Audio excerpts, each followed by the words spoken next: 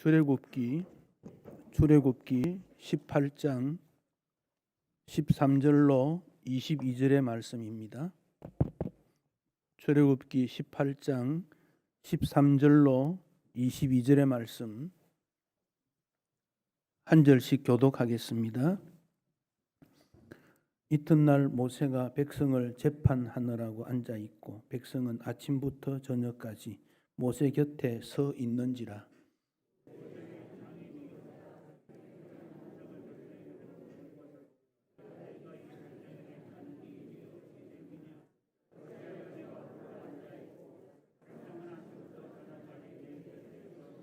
모세가 그의 장인에게 대답하되 백성이 하나님께 물으려고 내게로 오미라.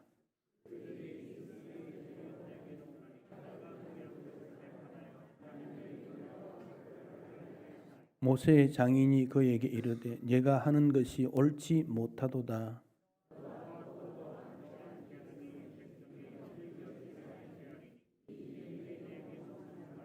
내가 혼자 할 수 없으리라. 이제 내 말을 들으라. 내가 내게 방침을 가르치리니 하나님이 너와 함께 계실지로다. 너는 하나님 앞에서 그 백성을 위하여 그 사건들을 하나님께 가져오며 그들에게 율례와 법도를 가르쳐서 마땅히 갈 길과 할 일을 그들에게 보이고 너는 또 온 백성 가운데서 능력 있는 사람들 곧 하나님을 두려워하며 진실하며 불의한 이익을 미워하는 자를 살펴서 백성 위에 세워 천부장과 백부장과 50부장과 10부장을 삼아 그들이 때를 따라 백성을 재판하게 하라. 큰 일은 모두 내게 가져갈 것이요 작은 일은 모두 그들이 스스로 재판할 것이니 그리하면 그들이 너와 함께 담당할 것인즉 일이 내게 쉬우리라. 아멘. 존경받는 유대인 랍비가 그 나라의 그 국경 지대가 어떤가 염려가 되어서 두 사람의 시찰할 수 있는 그런 시찰관을 국경에 있는 작은 마을로 보내서 나라가 어떻는지 그 마을 사람이 어떻는지 좀 살펴보라 그랬습니다. 두 사람의 시찰관이 국경에 있는 그 마을에 갔습니다. 마을 촌장에게 이런 말을 합니다. 이 마을을 지키는 사람을 좀 데리고 오시오. 우리가 몇 가지 질문을 할 게 있어요. 그랬더니 마을 촌장이 경찰 책임을 맡은 자를 데리고 왔습니다. 랍비가 말하기를 이 사람은 아니라고. 이번에는 군인 책임자를 데리고 왔습니다. 그도 아니라고 그럽니다. 그러면 누구를 데려와야 됩니까? 물었더니 어린아이를 가르치는 교사를 데려오라고 합니다. 나라의 경비를 책임진 군인도 중요하고 치안을 담당하는 경찰도 중요하지만 사람의 마음을 지켜서 나라를 지키는 교사가 나라를 지키는 사람이다. 이렇게 말했습니다. 교육이라는 것은 단순한 행위가 아닙니다. 하나님의 나라를 이어가는 일에 중요한 사명을 띤 그가 교육이라고 하는 일을 맡은 교사입니다. 교회의 사명을 예배, 교육, 선교, 봉사 네 가지라고 말을 합니다. 네 가지는 다 서로 연관이 되지요. 그 중에서 교육이라는 것을 통해서 훈련을 쌓은 다음 바른 예배자가 되고 선교하게 되고 봉사하게 되니 교육이라는 것은 매우 중요하다고 말을 합니다. 이전에는 교사주일 이런 말을 썼는데 지금은 교회 교육주일 그런 말을 합니다. 교사들만 위하는 날이 아니라 교회의 전반적인 교육을 점검해보는 그런 시간으로 삼습니다. 우리나라에 복음이 들어올 때 우리나라만 온 게 아니라 아시아 전체에 복음이 들어왔는데 일본은 우리보다 한 200년 정도 앞서 들어왔지만은 기독율이 1%가 채 안 됩니다. 중국도 우리보다 훨씬 복음이 먼저 들어왔는데 선교사, 죽은 선교사가 중국 교인마다 많다할 만큼 순교가 많았던 곳이 중국입니다. 지금도 중국에서는 마음대로 신앙생활을 하지 못합니다. 숫자도 명확하지 않습니다. 근데 우리나라는 상당히 성공하고 승리한 경우입니다. 환경은 비슷합니다. 우상숭배나 샤머니즘이나 노비의 관계나 여성 아이들을 무시하는 일이나 경제적으로 어려운 일이나 전쟁의 소용돌이 속에 있었던 상황인데 한국의 복음화율은 성공적이고 지금은 전 세계적인 그런 모델되는 나라가 되었으니 감사한 일입니다. 이런 그 나라의 복음화율, 교회의 성장이 지속되면 좋겠는데 지금은 정체 현상이고 오히려 침체하고 더 나아가서 하락하고 있다. 이걸 우리가 냉철하게 좀 봐야 됩니다. 그 이유가 뭔가 여러 가지 원인이 있겠지만 중요한 것은 자기 믿음에는 성공했는데 후손 믿음을 챙기지 못했기 때문입니다. 여기 계신 우리 모든 어른들이 자기 믿음에 대해서는 정말 열심히 했습니다. 책임이 있습니다. 잘했습니다. 칭찬받으면 합니다. 그러나 가족의 믿음, 자녀의 믿음에 대해서는 어떤가라는 질문에 대해서는 만족스럽게 그렇다라고 말하기가 어려운 것이지요. 이스라엘 백성들이 애굽으로 가게 된 것은 하나님께서 아브라함을 불러서 민족으로 삼으시려고. 그래서 가나안 땅에는 우상 숭배가 많고 거기서는 인구가 많아지기 어려우니까 애굽으로 이집트로 보내어서 이집트에서도 우상 숭배나 좋지 못한 사회적 문화를 벗어나 좀 외진 곳에 이스라엘 백성들이 거주하게 했지요. 그러다가 430년이라는 세월이 지났습니다. 애굽에 있는 이스라엘 백성들이 애굽화되어 버렸습니다. 히브리 말도 잊어버리고 하나님도 잊어버리고 불량 그리스도인이 된 겁니다. 노예로 살면서 원망과 불평이 많아지고 그러다가 일부 믿음 있는 자들이 하나님 앞에 기도하게 되지요. 하나님, 우리에게 자유와 하나님을 잘 섬길 수 있는 은혜를 주십시오. 그래서 하나님께서 때를 따라 모세를 지도자로 세워서 보내게 된 것이지요. 애굽에서 430년 동안 살았으니까 몇 세대 되지 않습니까? 적어도 4세대, 5세대 되지 않겠습니까? 하나님을 향한 믿음이 있습니까? 거의 없습니다. 언어도 잊어버렸습니다. 문화 습관도 완전히 애국화되어 버린 겁니다. 그런데 광야 40년을 지나면서 그들은 거의 히브리화 되어 갑니다. 히브리 말도 배우고 모세를 통해 주신 율례, 규례, 법칙을 다 배웁니다. 하나님 앞에 제사 드리는 법도 다 훈련을 받습니다. 광야 40년을 지나서 가나안 땅에 들어갔을 때는 우수한 그리스도인이 됩니다. 이 40년 동안 도대체 뭘 했기 때문에 그렇게 했습니까? 모세를 중심한 신앙 교육의 힘이요 능력이라고 생각이 됩니다.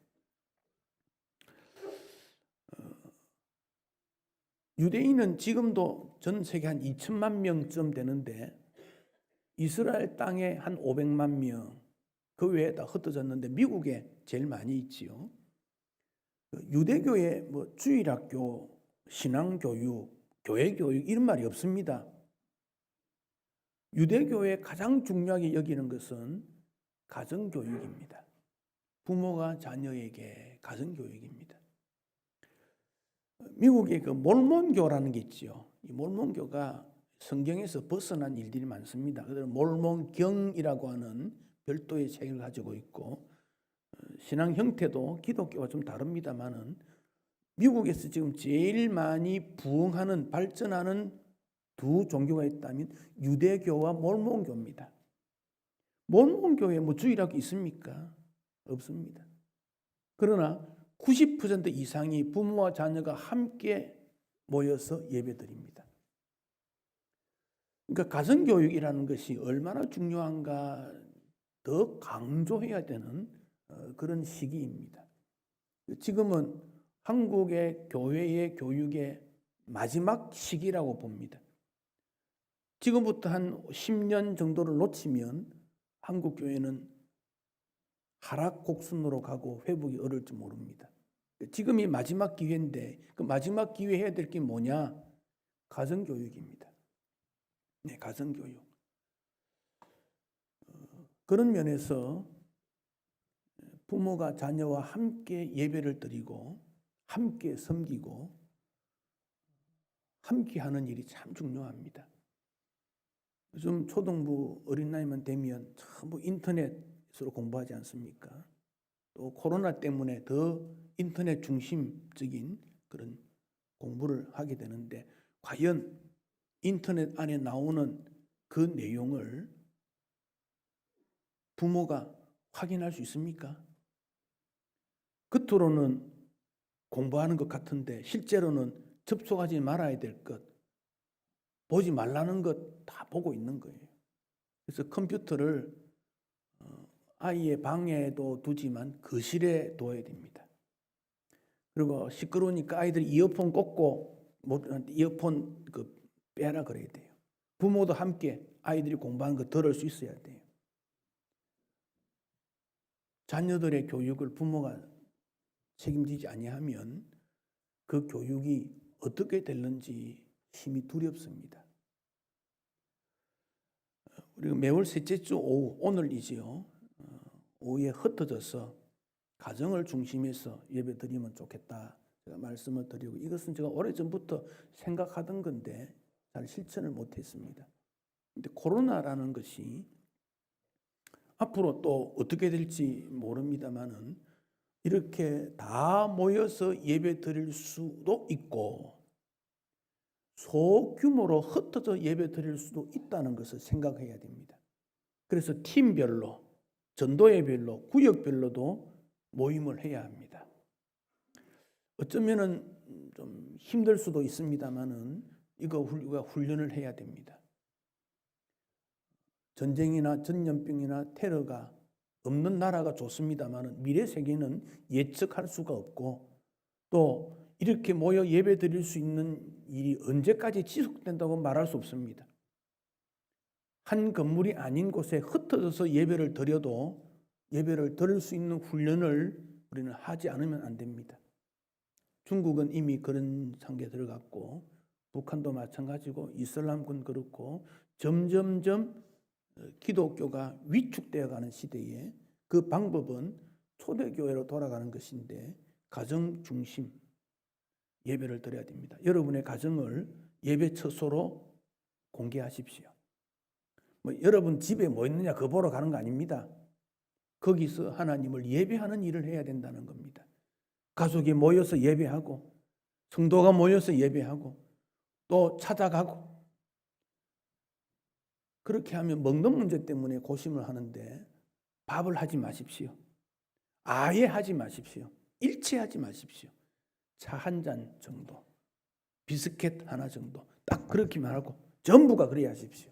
그리고는 모여서 하나님 앞에 우리의 신앙을 점검하고 우리 자신의 모습이 어떤가를 돌아보고 참된 가정 예배를 회복하지 아니하면 앞으로의 한국 교회의 기독교는 어떻게 될지 두렵습니다. 모세가 출애굽의 주인공 아닙니까? 그 모세가 어떻게 모세가 됩니까? 아버지 어머니의 믿음이 있습니다. 아버지 아므람, 어머니 요게벳. 모세라는 이름은 우리 성경에서 800번 이상 나옵니다만 어머니 요게벳은 2번밖에 안 나옵니다. 근데 요게벳 어머니가 믿음이 있어요. 태어났을 때부터 세상 법은 아이를 죽이라고 하지만 그는 하나님의 은혜가 있는 것을 보고 길어냅니다. 석 달이 되니까 나일강에 갈대 상자를 만들어 띄웁니다. 하나님 앞에 맡기는 겁니다. 우리 자녀 하나님 앞에 맡겨야지요. 그러다가 하나님께서 다시 돌볼 수 있는 기회를 주었어. 모세를 품에 안을 때마다 너는 히브리인이다. 하나님의 자녀다. 어릴 때 다 가르쳤어요. 그래서 모세가 된 거 아닙니까? 오늘 본문은 이제 모세가 출애굽한 이후에 광야 생활을 하는 중에 장인 이도로가 찾아온 내용입니다. 이도로는 미디안 제사장인데 하나님을 모르는 자였다고 보아집니다. 그러나 출애굽의 여정에 대해서는 들었지요. 이도로가 모세의 아내 십보라와 아들 둘 데리고 모세에게 가게 되지요. 그래서 만나게 되고 아마 그때 모세는 출애굽 때문에 자녀 가족들을 돌보지 못한 것 같아요. 장인이 대신 돌보았습니다. 그리고는 예의를 갖춰서 모세가 이도로에게 절을 하고 서로 안부를 묻고 장막에 들어가서 모세가 출애굽 여정을 잘 설명을 합니다. 이도로가 듣고 말한 내용이 18장 11절입니다. 11절 말씀. 이제 내가 알았도다. 여호와는 모든 신보다 크심으로 이스라엘에게 교만하게 행하는 그들을 이기셨도다. 하나님의 크심과 하나님께서 이스라엘을 출애굽시켰다는 사실을 인정하고 그 하나님을 믿게 됩니다. 그리고 함께 식사를 나누고 그리고 모세가 하는 일을 이도로가 봅니다. 출애굽 과정에 일어났던 정비되지 않는 이스라엘 백성들을 전부 모세가 정리를 하고 재판을 하루 종일 재판합니다. 설명을 하고 지침을 줍니다. 백성들은 줄을 쫙 서 있습니다. 이도로가 그것을 보고 말합니다. 그렇게 하는 것이 옳지 않다. 모세 나이가 얼마입니까? 이미 80이 넘었습니다. 그 정도 됐으면 다른 사람에게 가르침을 받을 마음이 없겠지요. 그런데 그 이도로의 말을 모세가 또 잘 받아들입니다. 자, 여러분, 교회에서의 교육이 뭔가? 하나님 앞에서의 예배 1수번입니다. 두 번째는 이웃 사랑인데 이웃과의 관계에서 중요한 교육적 개념은 배려하는 일입니다. 관용을 베푸는 일입니다. 긍휼히 여기는 일입니다. 이웃과의 관계가 잘못 우리가 교육받아 와서 오늘 교회 안에 다툼이 많고 의견이 용납이 되지 아니하고 덩을 지는 일이 얼마나 많습니까? 주일학교에서 교육을 제대로 받았고 교회 직분자가 되었음에도 여전히 배려와 관용과 긍휼과 불쌍히 여김과 함께 하나님의 나라 일하지 못하는 것이 한국 교회의 약점 아닙니까?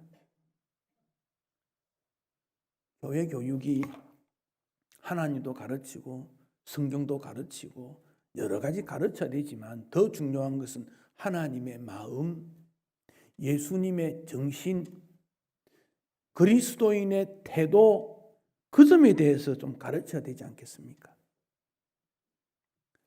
이철환이라는 사람이 엄마 친구라고 하는 꽁트입니다. 아주 단막극 같은 글을 쓴 걸 보았습니다.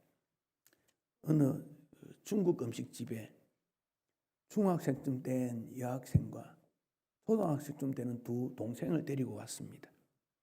누나가 아이들을 데리고 와서 주방 쪽에 있는 식탁에 앉고 주인에게 짜장면 2그릇을 시킵니다. 얘야, 오늘 너 동생 생일이니 짜장면 먹자. 예, 그래 아이들이 젓가락을 들고 기분이 좋게 있는데 말합니다. 이내 누나는 안 먹어? 왜 2개만 시켜? 맛있는 거 3개 시켜야지. 그 누나가 말합니다. 아, 내가 좀 배가 아파서 오늘 먹지 않을 거야. 너희 둘만 먹으면 돼. 주방에서 여주인이 일을 하다가 그 말을 들었어요. 응? 아이들이 셋이 들어왔는데 좀 남루한 모습인데 힘들어 보이기도 하는데 짜장면 2그릇을 시켰어요. 그런데 얘기 들어보니까 참 마음이 좀 아픈 거예요. 그래서 여주인이 밖에 나가서 아이들을 듭니다. 얘, 너 이내지? 나 영선이 엄마야. 너 엄마 친구야. 너희들이 많이 컸구나. 모처럼 여기 왔네? 그러면서 인사를 하고는 들어가서 짜장면 3그릇을 만들고 탕수육을 한 접시에서 아이들에게 주면서 맛있게 먹어. 돈 걱정하지 말고 맛있게 먹어. 엄마 친구라 그러니까 아이들이 얼마나 기분이 좋은지 맛있게 먹었습니다. 그래 이제 집에 갈 때 길 조심하고 다음에 먹고 싶으면 또 와. 보냈습니다. 남편이 묻습니다. 여보 저 아이들 아니 모른대요. 그럼 어떻게 했어? 그러니까 아이들이 얘기하는 거 들으니까 그 여학생 이름이 인내라는 걸 알았고 또 들어보니까 부모님이 안 계신 것 같아서 마음이 아파서 이렇게 음식을 줬다고. 배려라는 게 무엇입니까? 상대방이 필요로 하고 상대방이 유익한 것을 조금 표시하는 것. 이게 배려라는 겁니다. 마음에 상처를 주지 않는 것이 배려입니다. 이 배려는 사람과 사람 사이에 친밀한 관계가 이루어질 때 배려라는 것이 일어납니다. 어떤 사람이 엘리베이터 타는 것을 이렇게 보았습니다. 높은 건물이니까 빨리 또 일하러 가니까 막 사람들이 출근할 때 탑니다. 서로 밀고 들어갑니다. 배려가 없습니다. 밟히기도 하고 숨도 잘 못 쉬고 그 뒷사람 호흡 소리까지 다 들리고 꽉 찼습니다. 그런데 그 사람들이 이제 직장 생활하면서 알아가니까 얼마 시간이 지나니까 엘리베이터 타러 오니까 사람들이 많구나 몇몇이 남아 있습니다. 배려하게 되더라. 친하지 아니하면 배려라는 것이 이루어지지 않습니다. 신앙생활은 하나님과의 교제요, 성도 간의 교제가 신앙생활입니다. 상대방을 위해 주는 마음이 일어나야 배려심이라는 겁니다. 근데 우리는 내가 구원받고 믿음 생활 잘하고 하나님 앞에 축복받아야지 라는 생각 때문에 함께 신앙생활하는 이웃에 대한 배려심을 가지지 못했습니다. 이도로가 모세가 하는 일을 보고 그 점을 지적한 것입니다. 그렇게 일하는 것을 보니까 모세가 말합니다.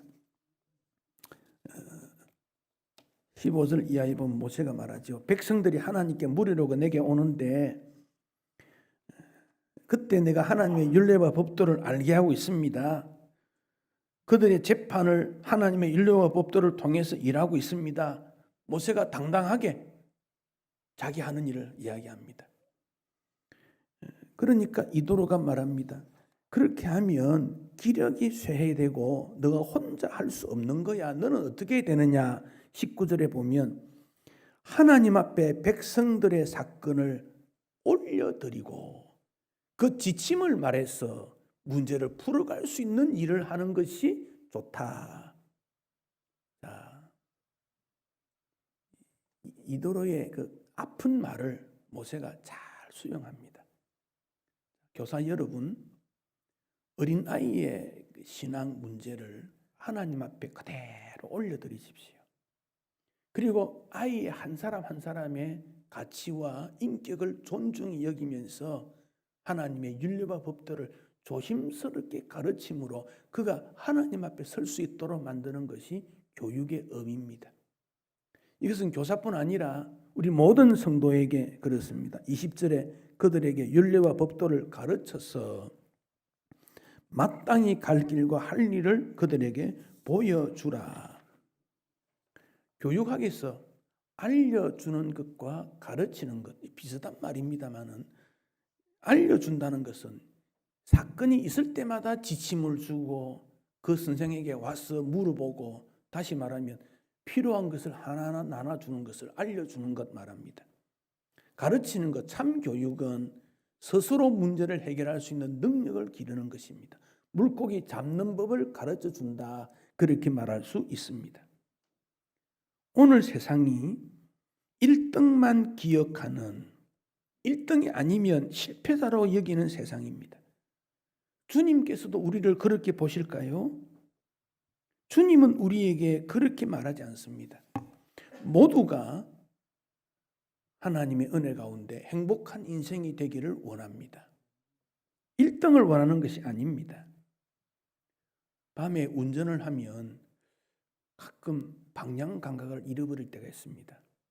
오른쪽인지 왼쪽인지 잘못 길을 들어가지고 계속 가면 어떻게 됩니까? 목적지와 더 멀어집니다. 빠른 속도로 가면 갈수록 목적지와 더 멀어집니다. 지금 한국 교회가 그렇게 된 것은 아닌가? 그렇게 된 것은 아닌가? 하나님이 말씀하신 목적이 분명한데 여기서부터 점점 멀어져 가고 있다는 것을 저는 느낍니다. 하나님의 율법과 법도를 가르쳐 지키게 하는 이 일에 다시 한번 우리는 관심을 가져야 됩니다. 그래서 세운 사람이 교사고 지도자입니다. 21절에 보면 이도로가 모세에게 이런 사람을 지도자로 세워라 그럽니다. 능력 있는 사람들을 세워라 그랬습니다. 능력 있는 사람들. 능력 있는 사람 누굽니까? 세 가지 조건이 있습니다. 하나님을 두려워하는 사람, 진실한 사람, 불의한 이익을 미워하는 사람, 그게 능력 있는 사람이라는 겁니다. 사람들에게 인기가 있고 지식이 많고 판단이 있고 그런 것도 중요하겠지만 하나님 앞에서의 능력 있는 사람은 하나님을 두려워하는 사람, 하나님을 두려워하지 아니하고 교회의 직분자가 되거나 교사가 될 수 없습니다. 내가 안 해도 주님은 일하시는 분입니다. 그러나 하나님을 두려워하는 그가 직분자의 역할을 감당할 때 그를 통해 하나님께서 더 일하시는 건 아니겠습니까? 진실한 사람, 진실한 사람으로 말미암아 나타나는 열매가 참 열매 아니겠습니까? 그리고 불의한 이익을 탐하지 않는 하나님을 두려워하는 사람이라면 불의한 이익을 탐하지 않지 않겠습니까? 신앙생활을 한다 하면서 욕망과 탐욕 때문에 신앙을 저버리는 일이 얼마나 많은지요. 명예를 유지하기 위해서 그 직분을 유지한다거나 하나님 말씀을 순종하지 않으면서 거칠에만 신앙생활하는 일들이 얼마나 많은지요. 교회 교육이라는 것은 하나님을 두려워하는 사람을 만드는 것이고 진실한 사람을 만드는 것이고 자기 이익을 탐하는 것이 아닌 하나님의 영광을 위하여 헌신할 수 있는 사람 만드는 것이 교회 교육의 목적 아니겠습니까? 모세 주변에 모세가 되게 한 사람이 많았듯이 오늘 우리가 바른 믿음 생활하기 위해 도와준 사람이 많습니다. 그가 교사라는 말로 우리는 압축할 수 있습니다. 에베소 4장 11절에 하나님의 집에 있어야 될 사람들 중에 목사와 교사를 세웠다 그랬습니다. 거기 목사라는 말은 목자, 양치는 사람, 돌보는 사람 그런 뜻입니다. 그래서 목사 또는 교사 합쳐도 되는 용어이기도 합니다. 돌보고 가르치는 은사는 한 사람의 전유물이 아닙니다. 돌보고 가르치는 은사를 우리 모두에게 주었습니다. 부모에게 주었습니다. 장로에게 주었습니다. 교사들에게 주어져 있습니다. 우리는 가정과 일터, 학교와 세상 모든 곳에서 돌보고 가르치는 은사를 받은 자들입니다. 그게 교육적 사명입니다. 어떤 직종에 있든지 무슨 일을 하든지 돌보고 가르치는 일을 우리는 해야 합니다. 우리 예수님께서 우리의 참 스승이 되셔서 천국으로 인도하신 것처럼 우리는 내 가족과 내 이웃과 내 자녀들을 예수님처럼 인도해서 천국 가는 일에 도와야 되고 그들이 주님 앞 바로 설 수 있도록 축복해야 합니다. 교회 교육적 사명을 다시 한번 가다듬고 이 사명이 제대로 이루어져서 참 교회, 하나님 기뻐하신 교회, 하나님을 진심으로 섬기는 성도가 되시기를 축복합니다. 기도하겠습니다.